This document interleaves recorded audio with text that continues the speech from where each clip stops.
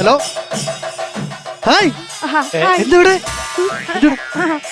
ഞാൻ പിന്നെ പിന്നെ ആരാടി അനാവശ്യമായി നിനക്ക് ഹായ് തന്നിട്ട് പോയത്? ചേട്ടാ അത് നമ്മുടെ വീട്ടില് പത്രം ഇടുന്ന കൊച്ചാ. പത്രം ഇടുന്ന കൊച്ചോ?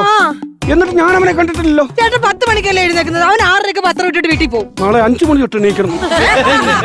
സത്യം പറയും, അവൻ നീയുമായിട്ട് എന്താ നിനക്ക് ബന്ധം? പത്രം എടുത്ത് ചേട്ടൻ വായിക്കും, അത് തന്നെ ബന്ധം. പത്രം കട്ട്. ഇനി പത്രവും വേണ്ട, പാലും വേണ്ട, ഒരു കുന്തവും വേണ്ട.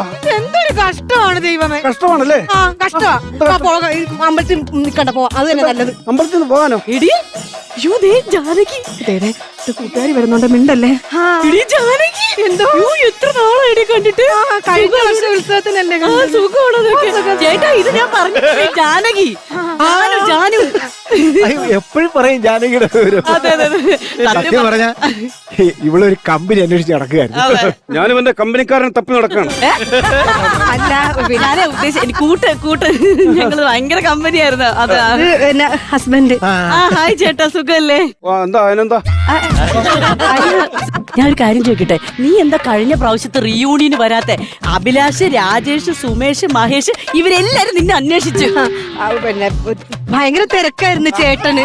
അല്ലേ ചേട്ടാ, തിരക്കായിരുന്നു. അയ്യോ, അപ്പൊ ചേട്ടനാണോ വിടാത്തത്? കഷ്ടമായി പോയി ചേട്ടാ. ചേട്ടൻ എന്താ വിടാത്തത് റീയൂണിയന്? അവള് റീയൂണിയന് വരാത്തത് കൊണ്ട് എന്റെ കൂടെ ഇപ്പൊ നിൽക്കുന്നു. അല്ലെങ്കിൽ പഴയ ഏതെങ്കിലും ഒരുത്തന്റെ കൂടെ റീയൂണിയനായി അങ്ങ് പോയേനെ. എന്തോ ചേട്ടാ നീണൂണിയൻ നീണൂണിയൻ നടക്കുന്നതൊക്കെ എനിക്കറിയാം.